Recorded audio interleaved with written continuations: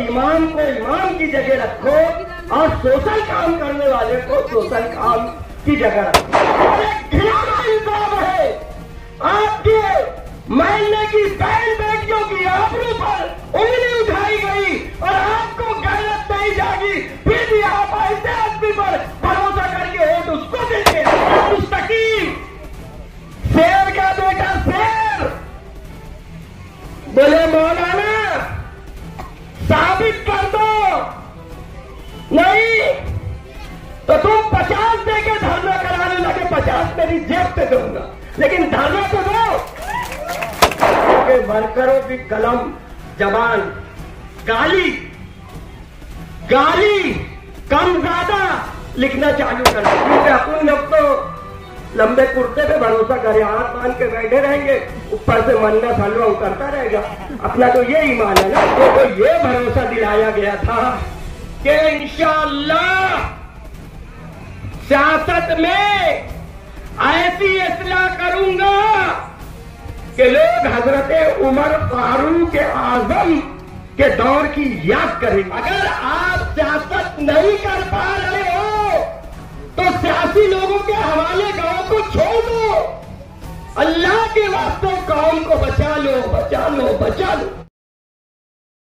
राजनीति, आंदोलन, किसान, करप्शन, गरीबी, इन सभी मुद्दों पर आवाज उठाएगा अब तक न्यूज इंडिया। सत्ता के आगे जब भी सवाल कमजोर पड़ने लग जाए तो सवाल उठाने पड़ते हैं। बोल के लफ्ज आजाद है तेरे, बोल के सच जिंदा है अब तक। कि आज मालेगांव शहर जो कयादत से महरूम है, जो रहबरी से महरूम है, हम हर तरह से नुकसान की तरफ जा रहे हैं। हमारे बच्चे, हमारे बुजुर्ग, तमामी लोग एक आस लगाकर बैठे हैं कि शायद कोई मीर कारवां आ जाए और हमारी कश्ती को पार लगा दे।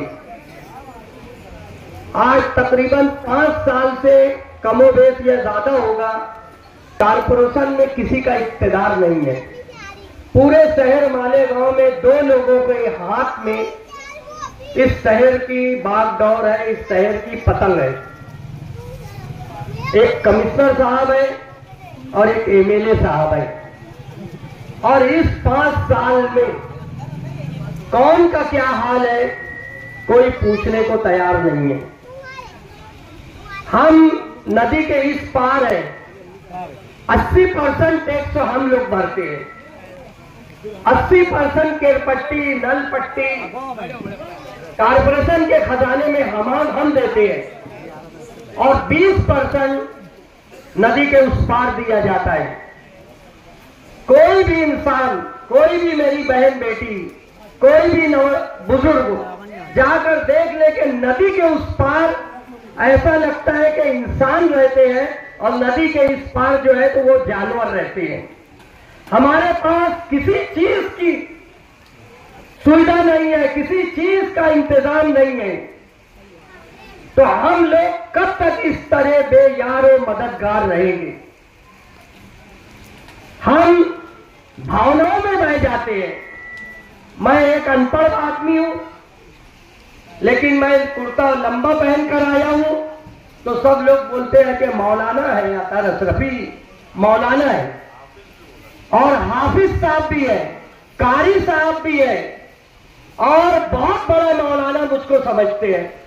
मैं चाहे जितना झूठ बोलूं और सभी कितना भी सच बोले तो हम लोग लिबास पर धोखा खा जा रहे हैं कि नहीं अतर अशरफी झूठ बोल रहा है, तो मेरे झूठ को आप सब सच समझ रहे हैं। और एक इंसान अपना कलेजा निकालकर इस वार्ड के लिए देना चाहता है जिसका नाम सफीक है, तो वो झूठा है, क्योंकि वो पैंट शर्ट पहना है, वो दाढ़ी मुंडा है और मैं दाढ़ी वाला हूं। अगर रात के अंधेरे में मैं शराब भी पी लूं, कुत्ता गोली का भी कारोबार कर लूं, तो मैं पारता हूं। ये अलमिया है हम लोगों का। मेरे अजीज दोस्तों, मेरे भाइयों, कभी हम इलाके में बढ़ जा रहे हैं, कभी हम बिरादरी में बढ़ जा रहे हैं, कभी हम मसलक में बढ़ जा रहे हैं। अफसोस की बात है। तो कब तक हम अपने बच्चों के मुस्तकबिल को अंधेरे में डालेंगे? हो सकता है कि हमारे वार्ड में कोई ऐसे भी लोग हो या हम लोग जिसके साथ बैठ जाए, जिससे दोस्ती कर ले, वो मोहम्मद मुस्तकीम डिग्नेडी हो सकता है कि मोहम्मद मुस्तकीम की आप से नहीं जमती हो, लेकिन सफीद से जमती हो। अगर सफीद से नहीं जमती हो तो मुस्तकीम से जमती हो। लेकिन हमको आज सोचना होगा मेरे अजीज दोस्तों, मेरी माँ बहन बेटियों, कि ये दोनों अगर साथ में बैठे तो शहर का, मोहल्ले का, बच्चों का क्या भला होगा। अगर कोई भला करने वाला हमारा दुश्मन भी है तो हमें उससे दोस्ती करनी होगी और उसको ताकत देनी होगी। मेरे माँ बहन बेटियों से गुजारिश है, क्योंकि मेरी माँ बहन बेटियां बहुत जज्बाती होती है। वो सोच लेती है कि नहीं, ये मौलाना ही बहुत अच्छे हैं। नहीं, मौलाना ये मस्जिद का इमाम मेरा भतीजा है, मुफ्ती आरिफ, लेकिन वो हर वो काम नहीं कर सकता जो सफीद कर सकता है, जो मुस्तकीम कर सकता है, जो समझू भैया कर सकता है, वो मुफ्ती आरिफ नहीं कर सकते। हालांकि मेरा सगा भतीजा है वो मस्जिद का इमाम। तो इमाम को इमाम की जगह रखो और सोशल काम करने वाले को सोशल काम की जगह रखो। एक इमाम बोल दिया कि फला मेडिकल पे फला चीज बिकती थी, मैं गैर आलिम हूं। यकीन मानो, अल्लाह का फजल है, मैं नमाज पढ़ता हूं, लेकिन न मैं मौलाना हूं, न हाफिज हूं, न कारी हूं। लेकिन मुझे गैरत आ रही है कि वो क्या चीज बिकती थी मेडिकल पे, क्योंकि इधर मेरी माँ बहन बेटियां खड़ी है, उनके सामने गैरत आ रही है। एक मौलाना अगर आके ये बोलते हैं कि रोड के इस पार यानी आप सब लोग जो रोड के इस पार रहते, आप सब लोग या आपका पड़ोसी या आपके मोहल्ले का कोई आदमी अपनी अय्यासी के लिए किसी मेडिकल से 200 कोई पैकेट खरीदता है तो आप यकीन मान लिए। मैं पूछता हूं आगे रोड के इस पार रहने वालों से, क्या आप पर एक इल्जाम है, आप पर एक घिनौना इल्जाम है, आपके मोहल्ले की बहन बेटियों की आबरू पर उंगली उठाई गई और आपको गैरत नहीं जागी, फिर भी आप ऐसे आदमी पर भरोसा करके वोट उसको देते हैं जो ये कहता है कि एक बड़े मियां और एक भाई, एक बूढ़ी औरत मेरे पास आई, बोले हजरत मेरी लड़कियां क्यों उठा के फला लोग ले जाते हैं। जरा सोचो, आपके मोहल्ले में अगर कोई गैर मुस्लिम लड़की के साथ इस तरह का जुल्म होगा तो एक ईमान वाला खुदा की कसम बर्दाश्त नहीं करेगा। और मुसलमान के साथ ऐसा हुआ और हम बहरे तो बचाओ कि ये कुर्ते वाला झूठा है या ये सफेद झूठा है, आपको फैसला करना है। मेरे अजीज दोस्तों, मेरे भाइयों, और कारपोरेशन का इलेक्शन है, हमें ये देखना है कि कारपोरेशन के इलेक्शन पे अपने कारपोरेटरों की, यानी जो भी आपके महल्ले से चुन कर जाए, चाहे वो कितना बड़ा तुर्राम आदमी हो, लेकिन उसका काम कौन सा कयादत करने वाला लीडर उम्मीद सकता है। तो आप भरोसा करें, आप एतमाद करें, वार्ड से आपका एक आदमी चुन के जाए, लेकिन मेरा मुस्तकीम डिग्नेडी कोई करोड़पति हो, अरबपति हो, किसी बहुत बड़ा खानदान का मालिक हो, अगर वो गलत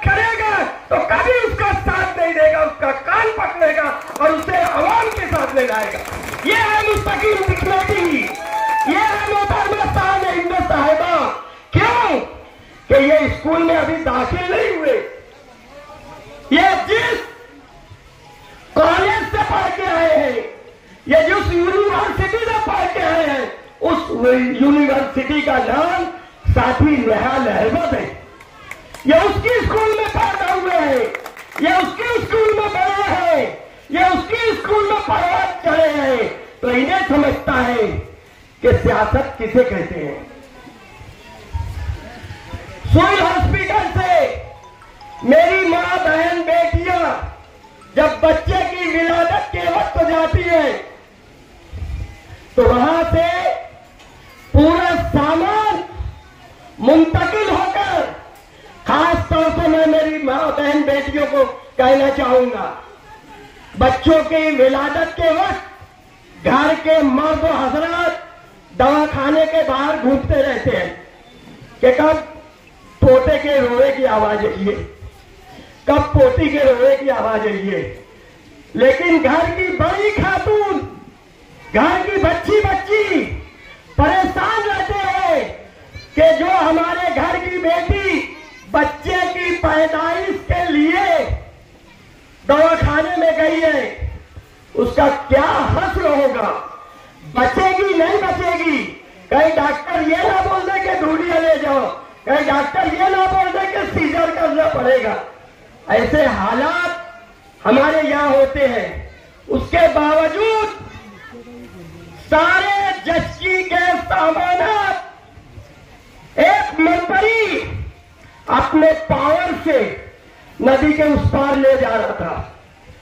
मोहतरमा शान हिंद साहिबा और मुस्तकीम दिग्गेजी को मालूम हुआ, फौरन इन्होंने माले गांव की तारीख में लिख लो, मेरी बहन बेटियों, मेरे भाइयों, जहां तक आवाज जा रही है, किसी माई के लाल ने शिवाजी महाराज के मुजस्समे के लग धरना नहीं दिया। ये शेर अपने साथियों को, अपने वर्करों को लेकर वहां धरना दिया और एक मौलाना ने इल्जाम लगाया कि मुस्तकीम ने फिरका परस्तों को 30,000 दिया। बताओ, 30,000 दिया तो मुस्तकीम भी 25 दिया। चलो 25-20 पकड़ लो, लेकिन दिया ना, ये मीडिया वाले बोल रहे हैं। यानी मीडिया वाले बोले तो पत्थर की नखीर है, मेरी बात को मत मानना।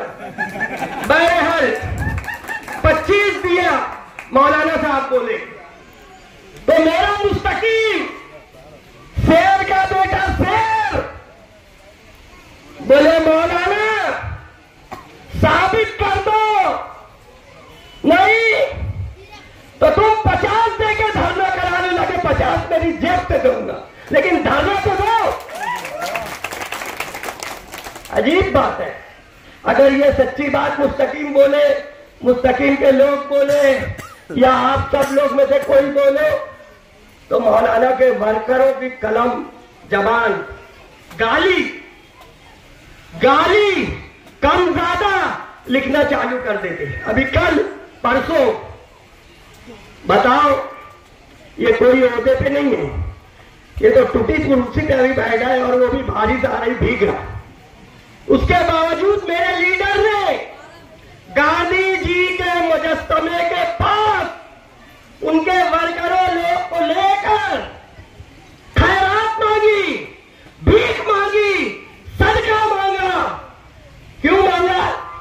कि सुई हॉस्पिटल में सलाइन नहीं है, दवा गोली नहीं है, इंजेक्शन नहीं है, यहां तक के ऑक्सीजन नहीं है।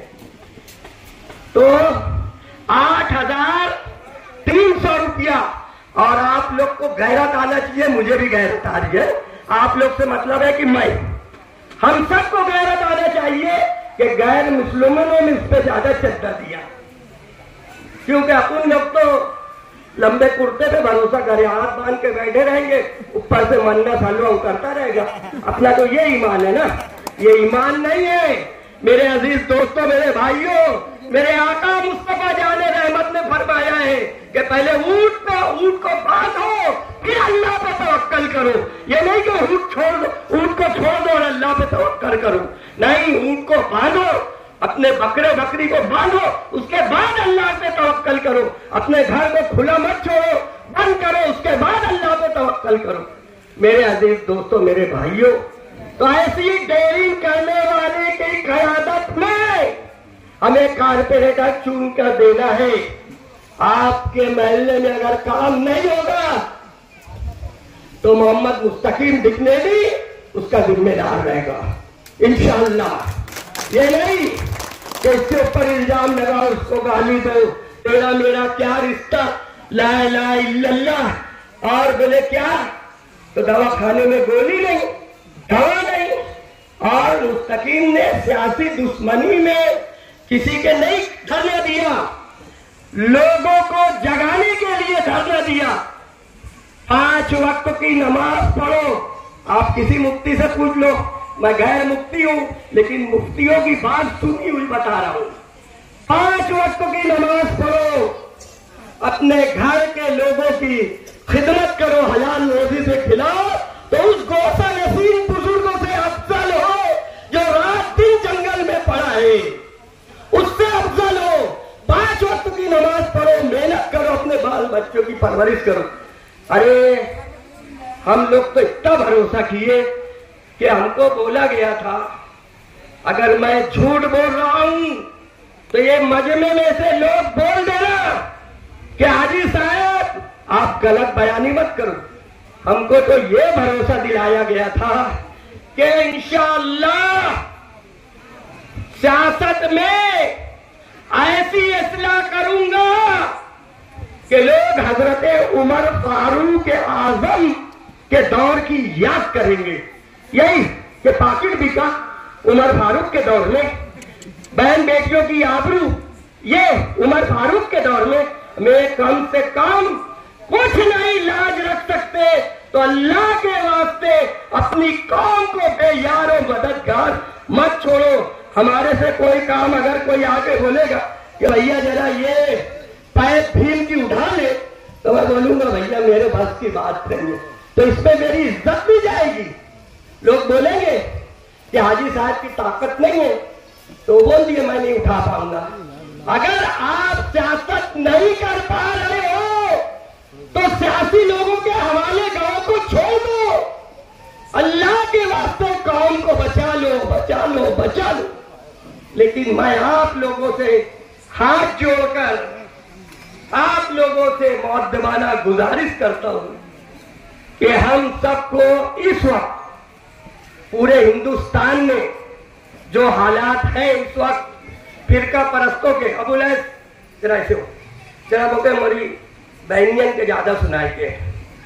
इस वक्त तो हिंदुस्तान में जो हालात है, हर कोई खुलेआम आपकी मस्जिद पर हमला कर रहा है, मस्जिद में घुस के मारेंगे बोला जा रहा है, पीकर भोंगे का उतार मजान का उतारेंगे ये बोला जा रहा है।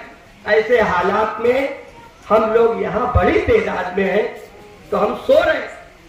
जरा उनसे पूछो जो कस्बे में 1000 है, 500 है, वो रात को सोते नहीं।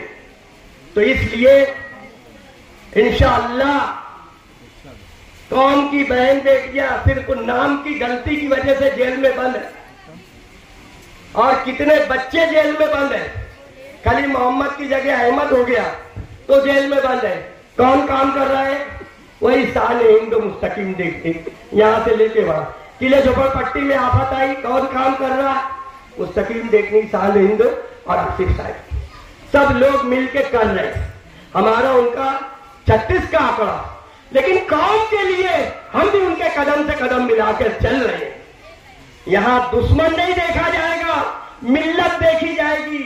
इसलिए आप लोगों से गुजारिश है, ऐसे कई लोग खड़े हो जाएंगे, मैं भी खड़े हो जाऊं, मैं बहुत काम कर लूं, मैं भी बहुत खड़े हो जाऊं, मैं, और अंदर से 1,50,000 रुपये की तोड़ी कर लीजिए और अपनी सीट के हरवा दीजिए। तो होश के नाखून करो, सिर्फ एक आदमी खड़ा हो, बाकी सबको समझाओ और अच्छी ओर से जिसको टिकट मिलेगा उसको कामयाब करना, ताकि नदी के उस पार की बैसाखी अपने को लेना ना पड़े। मोहतरम दोस्तों,